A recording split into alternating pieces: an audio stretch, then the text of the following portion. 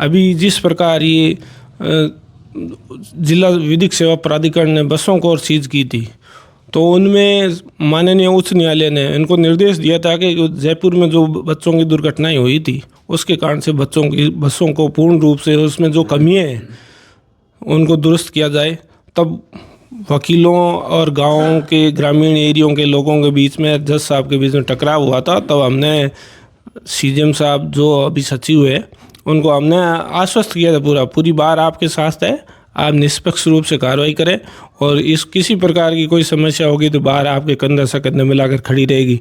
तो जुडिशरी और बार एक है, हम तो इसको दो मानते नहीं, लेकिन वो पदाधिकारी हैं तो हमें उनका मान सम्मान करना चाहिए पड़ता है, क्योंकि जब कोई आदमी लड़के आता है वहाँ वकील और सरकारी अधिवक्ता है वो दोनों नहीं लड़ते, वहाँ जज को डिसाइड करना पड़ता है कि बड़ी मुश्किल से क्या निर्णय दूं, इसलिए उनका महत्व बढ़ जाता है। ये जो बाल वाहिनियों का एकदम से कार्रवाई की किस रूप में देखते हैं आप? नहीं, एकदम से नहीं की गई थी, पहले से भी इसका निर्धारण है। निश्चित तौर से आरटीओ ने इस पर पूर्ण रूप से कोई कार्रवाई नहीं की, तो माननीय उच्च न्यायालय जयपुर बेंच ने और स्वतः प्रसंज्ञान लेकर जिला विधिक सेवा प्राधिकरण जितने भी है पूरे राजस्थान में उनको सूचना दी कि आप इन गाड़ियों को निरीक्षण करें, इनमें कमियां हुए, जीपीएस जैसे, लोकेशन जैसे और फर्स्ट एड जैसे, और इनके अंदर अलग अलग बच्चों को जितनी क्षमता है उससे अधिक भर रहे हैं। किसी के तो वो है ही नहीं, इंश्योरेंस नहीं है, पोल्यूशन नहीं है, कोई टाइम बार्ड है, उन सारों की महत्वता को देखते हुए, जो क्योंकि बच्चे हैं जो राष्ट्र का धरोहर है, सरकार और न्यायालय यही मानती है बच्चे जो राष्ट्र का धरोहर है, उनकी उन्नति और उनके विकास के लिए जो भी हो सके वो हम सबका फर्ज है। प्रथम रूप से उनके दायित्व को निभाते हुए उन्होंने ये कार्रवाई की। अभी आगे भी जारी रहेगी? बिल्कुल जारी रहेगी, निस्संदेह। जैसे ही सूचना मिलेगी तो मैडम साहिबा तैयार है, और आप के माध्यम से ये निवेदन करता हूँ कि जितने भी बाल वाहिनियाँ हैं, जितने भी उनके जो निर्धारण रूट है और उनके अनुसार जितने भी शर्तें लगी हुई है राज्य सरकार द्वारा, उन शर्तों की पालना करें, अन्यथा उनके विरुद्ध कार्रवाई करेगी। बाद में ये नहीं कहा जा सकता है कि न्यायालय ने ये गलत किया वो किया। जो कार्रवाई हो रही है नियमानुसार विधि सम्मत हो रही है? बिल्कुल विधि सम्मत हो रही है, बिल्कुल किसी का ये भेदभाव नहीं है कि कौन आया है कौन किसका है, ये नहीं है। ना किसी को सुनते हैं, ना किसी का अप्रोच को वो सहन करते हैं। बाड़मेर में पहली बार देखी गई?